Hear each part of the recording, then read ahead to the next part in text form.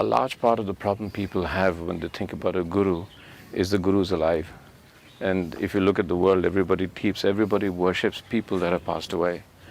And so why is it so difficult for people? Now, I've known you as a friend, I hug you as a friend, but I can touch your feet because you're a realized man, you're a guru. How do people make the difference? Because how do they then say, well, he's a man after all, and why is he claiming to be a realized man? Because we believe all realized men only become realized when they're gone. They have to be dead. They have to be dead, yeah. I'm trying to not use that word, but yeah, they have to be dead. And that's a big problem. So let's talk about that.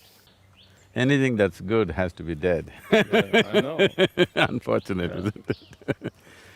See, this is because if you have to see value with what's here now, you need a certain intelligence, you need a certain awareness. You have to employ your own intelligence. Now, somebody was here 1,000 years ago or 2,000 years ago, to say that he was great and worship him is very easy because a million people are saying so. Everybody is fascinated by the past because generations of people have said so. So you don't have to employ your intelligence or awareness to know what is the truth. So even when a Krishna was alive, how many people really recognized him? Duryodhana clearly said, this guy can play with a child, fight with a man, make love to a woman, he can gossip with old women. And this is no god, this is a rogue. So that's how they would have seen him. Now, thousands of years later, it's very easy. Because everybody is saying Krishna is God, you also join up the gang and say it. You're just joining a gang, you're not seeing anything about Krishna as such. So similarly, everybody else. But today, if you have to recognize something that's alive in front of you, you need certain capability, certain awareness, certain intelligence. So when Jesus was alive, you know what horrible things they did to him. Now, half the world wants to worship him. It doesn't mean anything actually, because when he was there, only a handful of people get it. Yeah. So let's talk about the concept of a guru. What is a guru and how does one find a guru? And why is it that different people have different gurus? Why is there… like there's one god, there could be one guru, right? So, okay, everybody goes You're there. wrong, in India we have 36 million gods and goddesses. Okay. So, what is a guru? The word guru literally means… gu means darkness, Yeah, ru means dispeller. yeah, One who dispels your darkness is a guru. yeah. You can call him a light bulb if you want. Yes, okay. He's on, that's all. So, what you cannot see, he's able to make you see. Yeah, So that's a guru. yeah. Or to put it in other terms, essentially because you're trying to make a journey and you're seeking a guru, he's like a roadmap. He's like a live roadmap. Yeah. When you want to travel uncharted terrain, you will find it's extremely important. Roadmap is more than God. So you will see in the tradition, guru is greater than God, all this they're saying because a live roadmap is more important than anything when you're lost in a unknown terrain. Yeah. So can't I find my way without a guru? That's always the question. This question is coming from a certain egoistic standpoint. Why can't I do it myself? See, do one thing. Using a watch, right? Right. No, I'll give you all the parts for the watch. Yeah. You build your own watch. Let me see. Something… it's very simple. I'm not asking you to build a computer or a spacecraft. I'm just telling a simple thing like a watch. Most people have gotten rid of their watches today because they're looking at time in their cell phones or computers. So, an obsolete instrument like this, I'll give you all the parts, you put it together, let me see. Yeah. You may take a lifetime, I'm saying. Yeah. Something so simple. So, you go to your watchmaker for a watch. So, what's your problem going to a guru for something that you do not know? Yeah, but there is something different here. Now, when I walk around Isha, as we'll see soon, what I notice among most people is… the closest I can describe it is devotion. Some people would call it worship. Now, when you find a guru, it's not an intellectual… I mean, it's not… making a watch could be an intellectual exercise. Yet, finding yourself or finding something divine or living in the divine How much, what is this concept of difference? Where do you come in with devotion and worship? Can your guru help you without a sense of divinity that you find in the guru? So I've used three words: worship, devotion, and non-intellectual. Yes. So, yes, I don't know how to make a watch, but I could transcend my present limitations and go into other dimensions. Why do I need to seek that kind of support, a subjective support? Yeah. Because a watch is something else. Yeah. The guru is dealing with you, Yes. okay? Because you are the subject here, not another object. So, the devotion that you see around, you must understand one thing, at no point are we teaching devotion, are we encouraging devotion. But why do people seem to be so, overwhelmed by the whole thing is, see, suppose you were in a desert and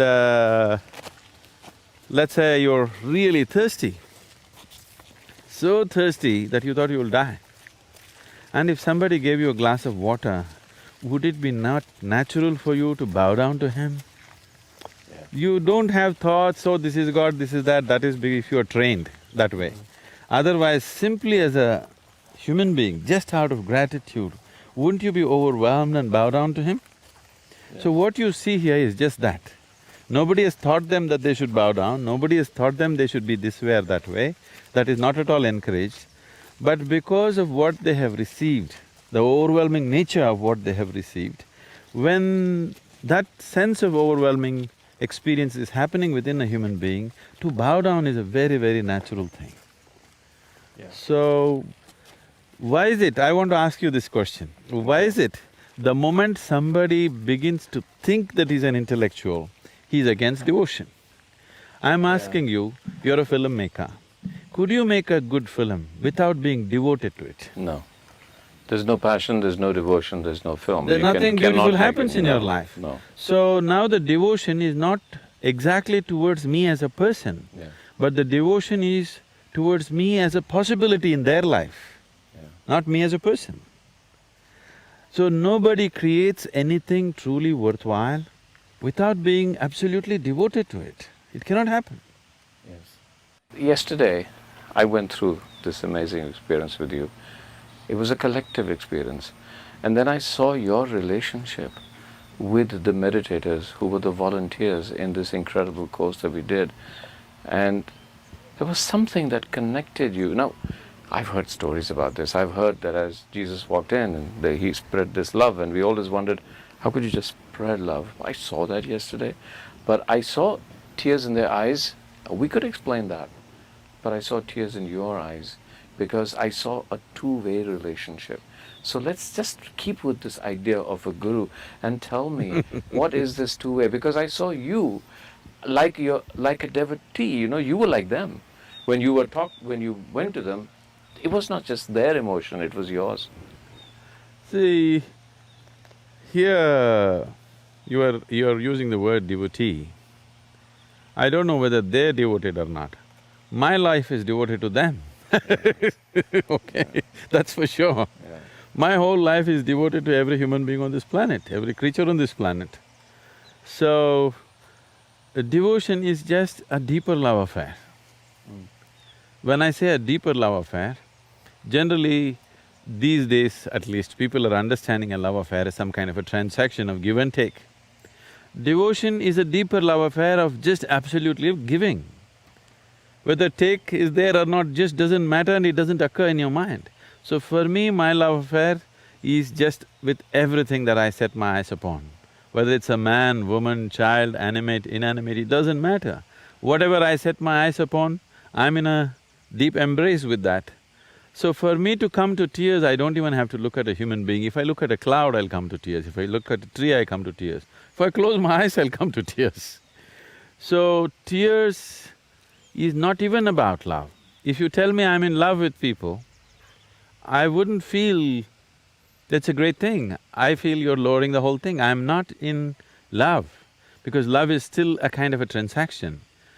This is a certain dimension of inclusiveness. Actually, in my experience, there is nobody else in this planet, nobody else in this existence It's just me. In my experience, I don't see myself and somebody else, I just see myself.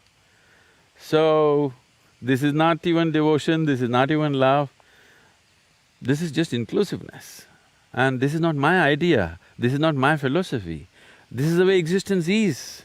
If you do not constipate your consciousness by being identified with limited things, like your own body, your own mind, your own culture, your own religion, your own family, your own whatever, your own species for that matter, if you do not constipate your consciousness with that kind of limitations, the existence is all-inclusive.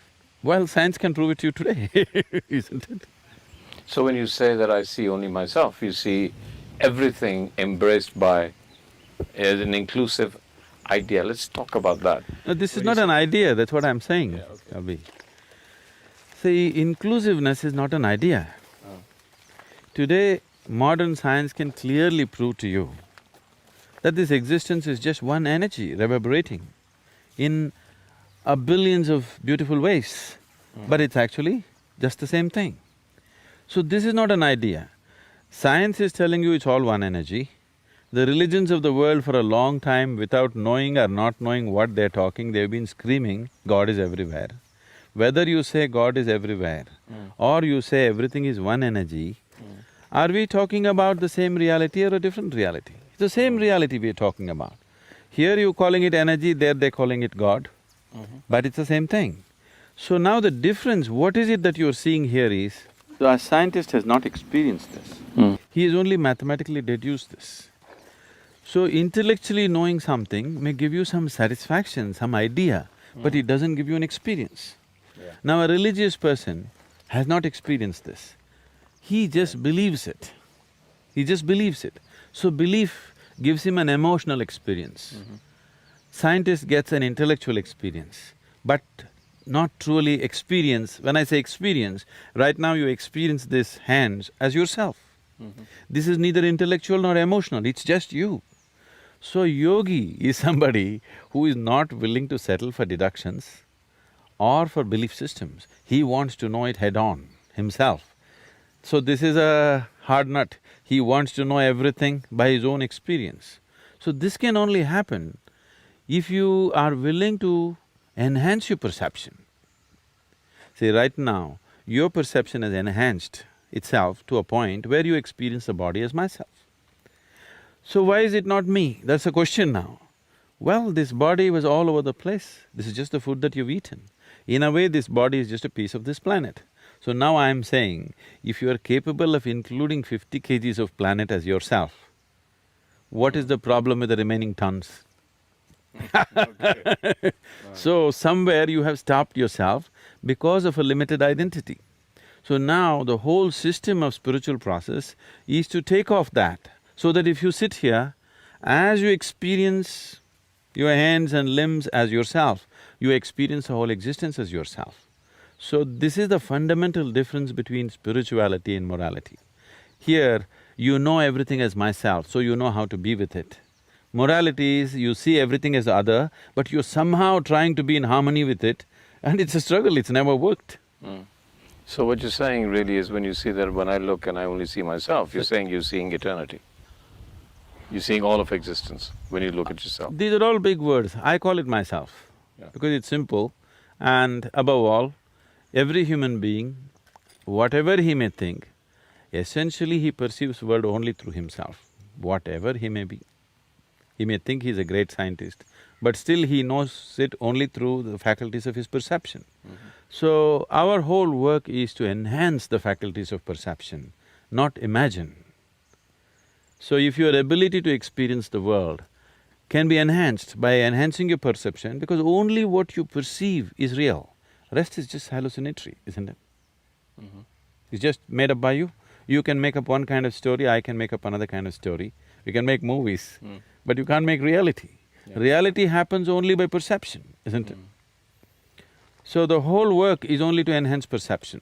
This is not about devotion, this is not about love, this is not about belief, this is not about faith, this is not about anything. This is just about enhancing your perception, because only if you perceive, you know, otherwise you do not know.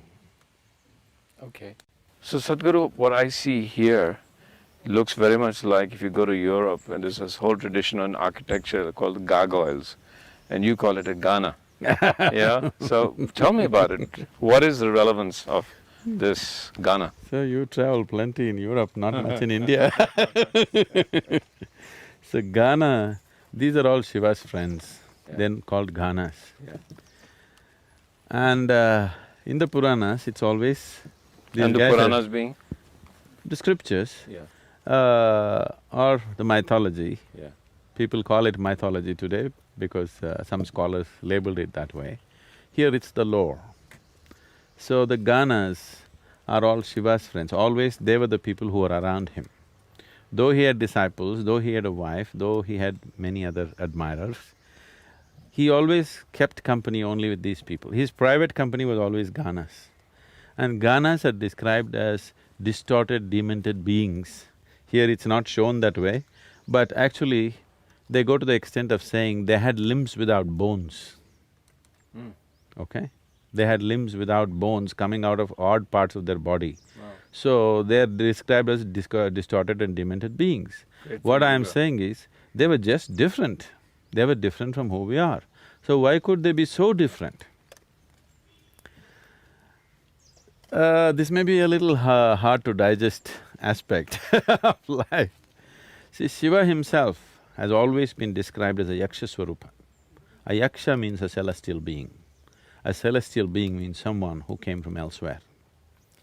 So if you look at the anthropological history of this planet, of the human species particularly, somewhere between 50 to 70,000 years ago, human beings as a species suddenly took an upward turn. Scientists are not very clear as far as I know. I'm not hugely informed about science, but from what little I know, they're not very clear what happened. In a short span of 10-20,000 years, something happened to human species. They were just surviving on the planet like any other creature, slightly better. Suddenly they took an upward turn. What happened in those 10-15,000 years, we do not know. 10-15,000 years is not a big amount of time for a species to evolve, it's not a evolutionary kind of time. But something happened. So what the Indian way, the yogic way of looking at it is, Shiva arrived at that time. Somewhere approximately 60-65,000 years ago, Shiva arrived at Manasarovar. And after he came… Which is in Tibet. Now it is in Tibet. Now in Tibet, okay. yes. It's a lake. Yes. Tibet, yeah. This is part of the… this is one of the remnants of the Tethys Sea, which is considered as a crucible of human civilizations. So today it's at over 14,500 feet from sea level, but it's actually an ocean which has moved up and become a lake now.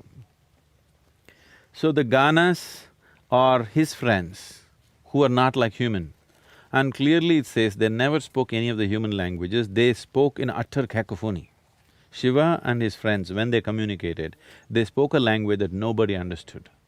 So people, human beings describe it as total chaotic cacophony is what they spoke. But they were his friends, they always hung around him. He was the people… they were the people that he was really close with. And you know the story of Ganapati losing his head, this boy that when he came, he tried to stop him and he took off his head. When the mother became distraught and asked him to replace a head, he put a head on the child, taking off a head from some other creature. We describe it as an elephant. But what you need to understand is, nobody called him Gajapati, we called him Ganapati. So he took off the head of one of his friends and put it on the boy. One of these. Yes, but they had limbs without bones. Yeah. So he became a Ganapati. Slowly in the culture, because a limb without bones means we thought it's an elephant and artists made this into an elephant, but actually he's not Gajapati, he is Ganapati. He has the head of one of the Ganas and he made them leader of the Ganas. He said, okay, from now on you are the leader of my people. Okay. So this guy is one of them. We didn't distort him so much, we made it little human-like so that people can relate to him. Yeah. Isn't it cute? Yeah, it's beautiful. We should talk a little later. I'm very fascinated by what you… because there's a lot of construction going on here. It's almost like You The know? whole humanity is in construction. Okay, all right, I'll buy that. I'll buy that. But why, we should talk about the construction. What are you building here, and why is it so big? Why the blocks are really heavy, like it's meant Come to along last with it. 1,000 years. So Sadhguru, this is a temple that I know you told me that it will last thousands of years, and it's a feminine temple. It's a temple devoted to the female aspect, not only of us, but the whole existence, the feminine aspect of existence. So tell me about this. This is not man-woman, what is it? What is feminine, what is masculine? So you need to understand this. Human understanding comes from a certain perception, a limited perception. When I say limited perception, right now your whole perception comes through your sense perception. Sense organs can perceive something only if there is something to compare with. Only because there's darkness, you understand light. Only because there's death, you understand life. So, only because there's a woman, you know the man. Otherwise you wouldn't know. Because sense organs can perceive only in comparison. See, just your visual apparatus, for example, right now. You know silence only because there is sound, and you know sound only because there's silence, isn't it? See, right now if I show you this part of my hand, you can only see this. You cannot see this. If I show you this, you can only see this. So this is the nature of sense perception, whether it's your eyes, or your ears, or your smell, or your taste, or your touch, everything is only by comparison. So, the moment you perceive through sense organs, you already divided the existence. So because of the division, your mind also thinks in divisions. Because without divisions you cannot perceive, without two there is no logic, so you need two. So these two fundamental principles, because we are human, we are a species with man, woman, masculine, feminine, we are calling them masculine and feminine, two fundamental aspects. So in this culture, it may be referred to as Shiva, Shakti, or in other cultures, yin and yang, whatever. So Shiva being masculine and Yes, Shakti being feminine. yes. Why Shakti? Shakti means power. Why is that feminine? Not You would power, expect- Shakti means energy. Energy, okay. It's energy. Unfortunately, because of various, civilizational and exploitative situations in the human societies, we are thinking of energy as power and dominance. No, energy is just energy. Without energy, nothing happens. So I could say this temple is a temple for energy. Feminine energy. Feminine. So let's go in and you tell me what feminine energy is, as against masculine energy. Is this what you call a leap of faith? Right? From intellectualism to consciousness This is one doesn't take big any leap. faith, it just needs a leg. Or a broken leg, okay.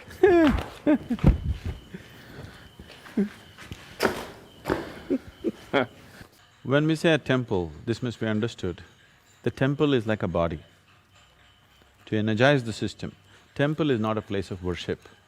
Temple is not a place where you go and make appeals to some unknown god up there. This is not that kind. This is not a place where you lead a prayer. That is the uniqueness of this culture. Here, temple is like a body, energized in a certain way. Now if you see the masculine temple that we have, is circular in nature, because that is the quality that it is. The feminine temple is in the form of a triangle. There's a whole lot of things in its geometry, how it is made. See, all the wings are 33 feet, properly done, in the multiples of 11. It is made in a certain way to create a feminine energy there. Why 33? If you go into these details, there are enormous amount of science behind that. Like your spinal column is 33 aspects, and… Which I just risked right now. Okay. So there are so many aspects to this which I don't wish to go right now, but essentially it is feminine energy. Where was the need for this, in a way? See, one thing is today, the feminine is at huge risk on the planet. So immediately people may think, oh, that's because of the man. Maybe man instigated it, but when I say masculine and feminine, I'm not talking about male-female. I'm talking about those two aspects, those two dimensions of life, without which our life will not be beautiful. Our life cannot work actually, even in the most fundamental way. So, because people start thinking in terms of dominance, this is a problem. If you're not looking at life as dominance, if you're looking at life as integration, if you're looking at life as cooperation, if you're looking at life as oneness, then without these two dimensions, there is no existence. But unfortunately, societies have taken on to this as to who is dominating right now, whether masculine or feminine. If any one of them dominates, it'll turn ugly.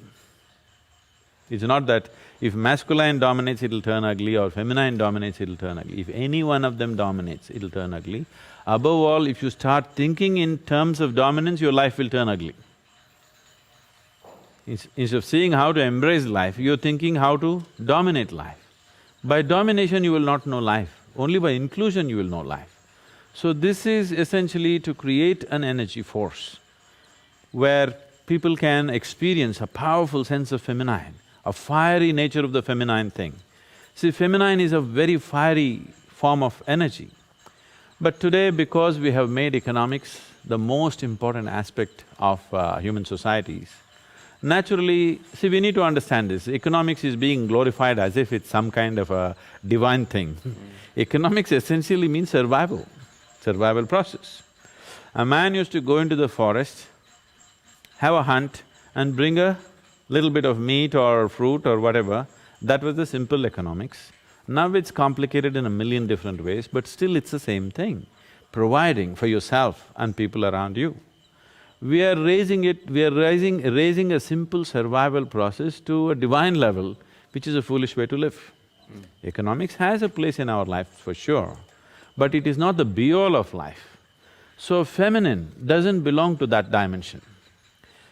If in these societies, love, art, music, above all aesthetics of life was dominant in a society, if aesthetics was as important as economics, nobody had to bring up the feminine. Feminine would be naturally dominant. Or let me not use the word dominant, feminine would be naturally, exuberantly alive and manifest in the society. Today, either we are slowly making all the women like men because they have to survive, they have to earn money, they have to provide, or a small percentage of them in reaction not being able to cope with that, they're becoming like Barbie dolls.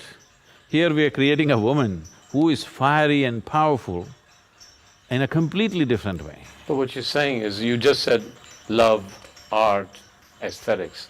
You use those three words as part of the feminine energy. Now, I'm a filmmaker, I'd like to assume that I have all three in myself, so that's my feminine energy. Yes, it is. So If you do not have the feminine, you won't look and think in terms of what's beautiful, what's not beautiful. You'll only think in terms of what's useful and what's not useful. You'll become utilitarian. The masculine is like that. So that's… So you being a man or a woman has nothing to do with it. So am I in conflict constantly between my masculine and feminine self? Why? See, that's the whole thing. These two energies are the basis of creation. Why would they be in conflict? They're in absolute collaboration. It is only in human mind that it's in conflict. In life, it's not in conflict. In energy, it's not in conflict. Only in mind it's in conflict because mind divides. Because perception is partial, that's why conflict. Otherwise, there's no conflict in the existence between masculine and feminine. Because to people, when listening to you say the sheer absolute power of the feminine energy, they don't relate to that. They see feminine energy as something gentle, nurturing, soft. No. Tell me about the power of feminine energy, because a lot of our culture talks about various goddesses that have a sense of huge power and almost violent The original power. goddesses that we created in this culture were all Kali, Bhairavi, now she's Bhairavi, all fierce, powerful creatures, okay? Somewhere down the line, when the outside influences came upon the culture and people made fun of them, people ridiculed your women are like this then they tried to domesticate the feminine.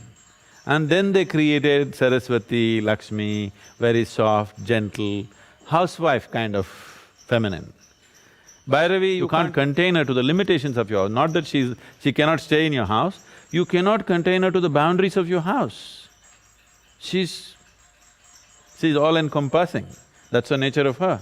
That's the nature of the feminine, that it's all embracing, not all conquering, you must understand.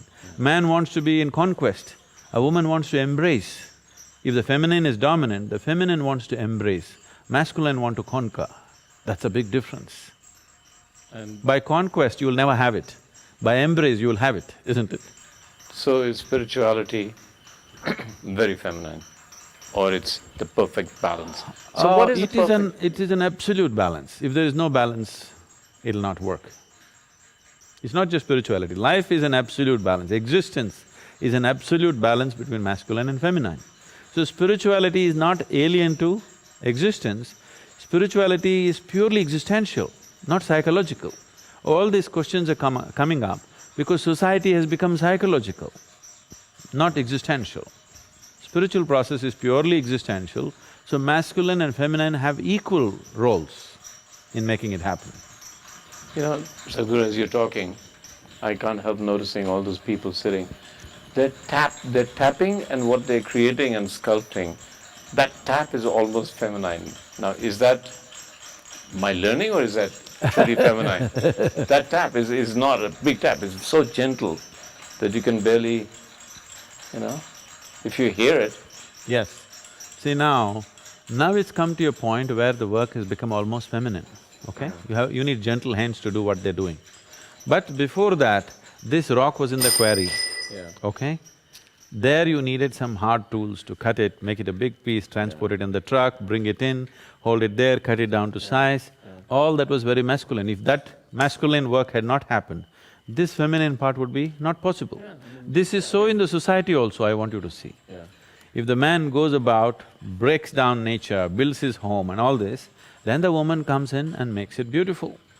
If she didn't come in, he would just have a rock house which is of no consequence. Nobody enjoys being there, they'll have a house and they'll live outdoor.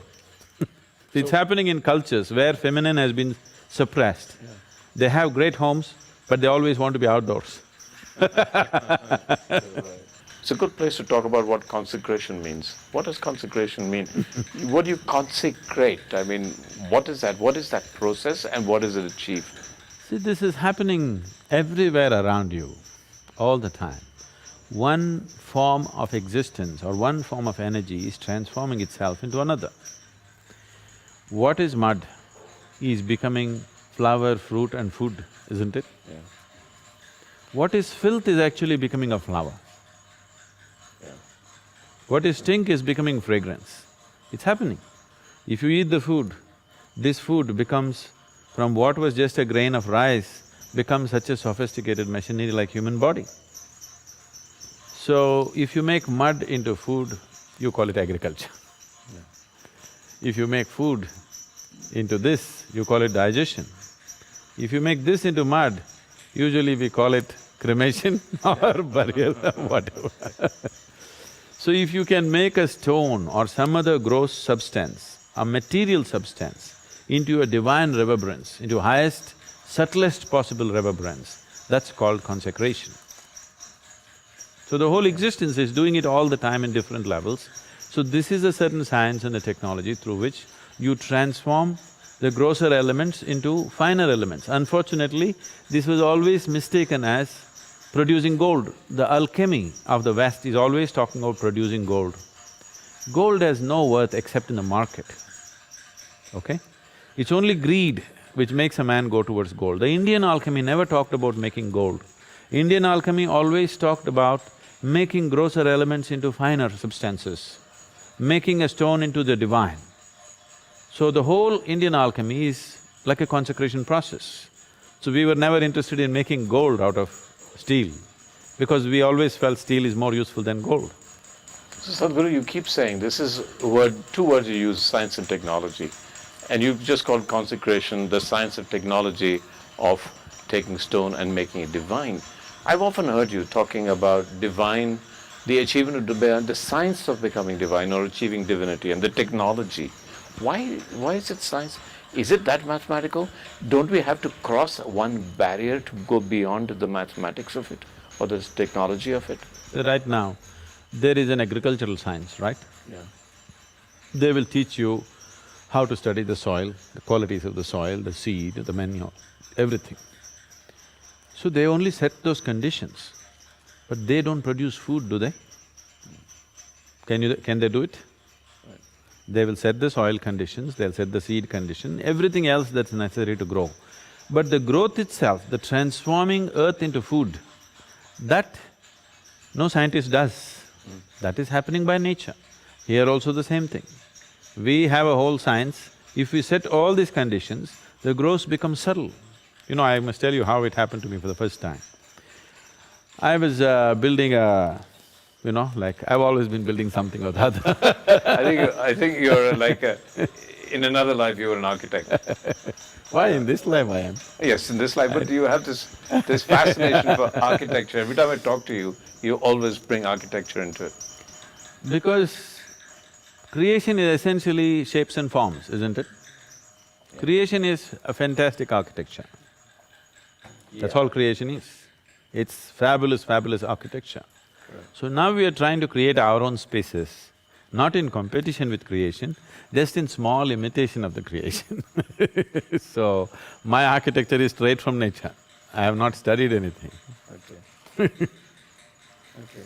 So, when I was building something and this was my first project, I'm building a farm near Mysore. And I'm doing it with a real short shoestring.